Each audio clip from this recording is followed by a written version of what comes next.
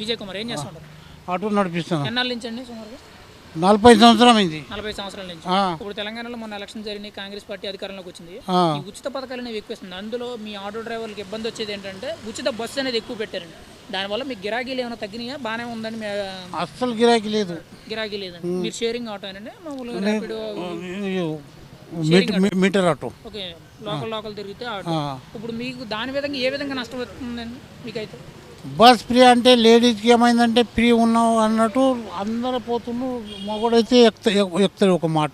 Okay, అన్నీ main రోడ్లు అక్కడిక్కడ ఊకే ఇట్లా కూర్చుంటున్నాం పెట్టి బండి సాఫ్ చేసుకుంటా. పొద్దు నుంచి ఒక 200 గిరాకీ కాలేదు. ఏం బతకాలి? మీకైతే చాలా ఇబ్బందిగా ఉంది. చాలా ఇబ్బందిగా ఉంది. కొంచెం కాదు, చాలా. ఎవరు చెప్పాలి? ఓకే, బస్సు ఉచితం పెట్టేది లేకుంటే బస్సు ఉచితం అనేది తీసేయాలంటారా మీరు? తీసేయాలండి. దానివల్ల మీరు మరి జగన్ ఇప్పుడు రేవంత్ రెడ్డి గారు మీకు సంవత్సరానికి 15,000 రూపాయలు ఇస్తాము అని అంటున్నారు కదా. అది కాకుండా ఇన్సూరెన్స్ కూడా మీకు చేయిస్తాము అని అంటున్నారు కదా. అది మంచిదేనంటారా? మేము సంవత్సరం 15,000 సంపాదిస్తాం. 15,000 మా సంవత్సరం నడుస్తుందా? అంటే సరిపోదు అనుకుంటా. 15,000 మా సంవత్సరం నడవదు కదా. అవునండి. రోజు ఒక 500 సంవత్సరం, అది వేరే మళ్ళీ పైన ఖర్చు ఉంటుంది.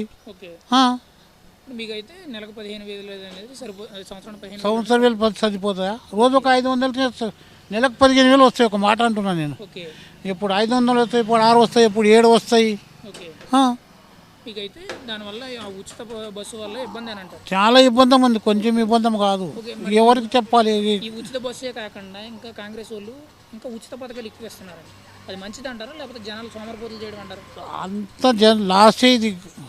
ఓకే, ఉచిత పథకాలు అనేవి లాసే అని అంటారు. లాసే. ఓకే, ఓవరాల్గా చెప్పాలంటే కేసీఆర్ గారి పరిపాలనతో పోలిస్తే వీళ్ళది బాగుందా బాగాలేదని మీ అభిప్రాయం? కేసీఆర్ పరిపాలన బాగానే ఉండే. ఓకే, కేసీఆర్ పరిపాలన అయితే బాగుంది. ఈయన ఎలా ఉందండి? ఎలా ఉందంటే ఇప్పుడు వచ్చి ఒక నెల 2 నెలలు కానీ ఇంకా సంవత్సరాలు అన్నది తెలుస్తుంది. తీసుకున్న నిర్ణయాలు మంచివే కదండి. ఇప్పుడు మీకు ఉచిత బస్సు వల్ల మీకు చాలా ఆదాయం అనేది దెబ్బతిన్నది కదా. మొత్తం దెబ్బతిన కొంచెం కాదు, అందరు ఎక్కడంటే అక్కడ ఆటోలు పెట్టి నిలబడుతున్నాం. ఓకే, జీవనోపాధి కొంచెం కష్టంగానే ఉంది. కష్టమని ఉంది. ఓకే.